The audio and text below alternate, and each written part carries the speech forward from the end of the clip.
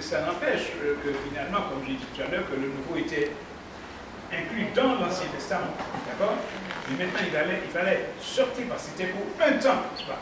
Les écrits que Dieu avait donnés pour sa connaissance de certaines choses que nous allons voir, c'était pour un temps. Et plus tard, devait sortir de là ce qu'on a appelé le Nouveau Testament, parce que le Messie qui était promis dans l'Ancien est venu, et en fait, c'est lui qui finalement nous a rapprochés de Dieu, c'est lui qui nous a donné les moyens nécessaires pour pouvoir nous rapprocher de Dieu. Alors que selon l'Ancien Testament, c'était un Dieu plutôt loin, très éloigné, beaucoup éloigné, et qui était très très sévère, peut-être on verra ça.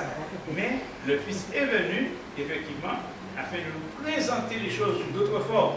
Alors, comme je commence à faire, je prends un exemple. Par exemple, je prends les 10 commandements.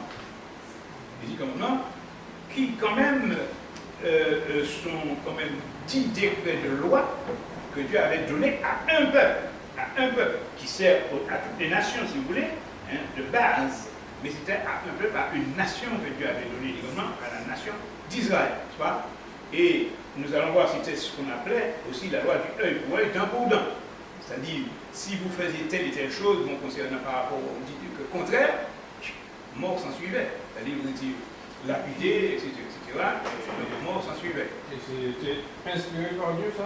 Oui, c'était inspiré par Dieu. Selon qui dit, je suis l'Éternel ton Dieu qui t'a fait ça, etc. Bon, je ne répétais pas tout. Mais enfin, tu n'auras point d'autre de l'homme à face, etc. Et puis, vous savez, tu feras, etc. Bon, tu ne feras pas. Bon, les 10 sont spécifiés là.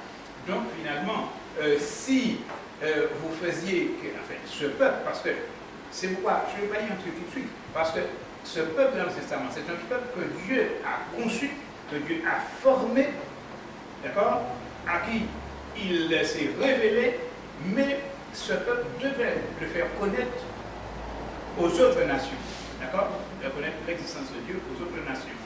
Donc, il est évident qu'il avait donné les lois, puisque Dieu est pur, c'est-à-dire Dieu est 3 fois saint, tu vois.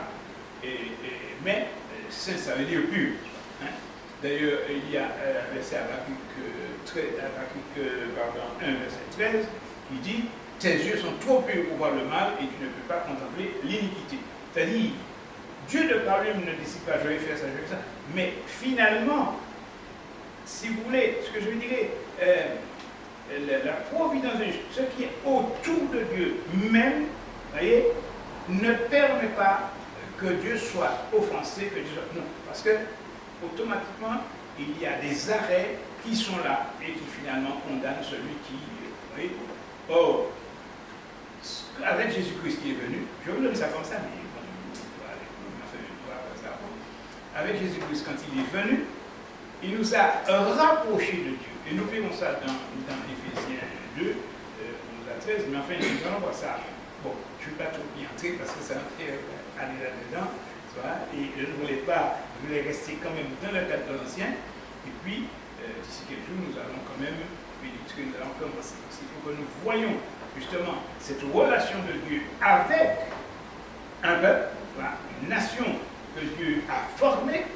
C'est pour ça qu'il y a ici un problème et que beaucoup de gens n'aiment pas, les Juifs non plus. Parce qu'ils avaient des lois, ils avaient des préceptes et des manières de faire ou d'être jusqu'aujourd'hui que tout le monde n'aime pas. D'accord?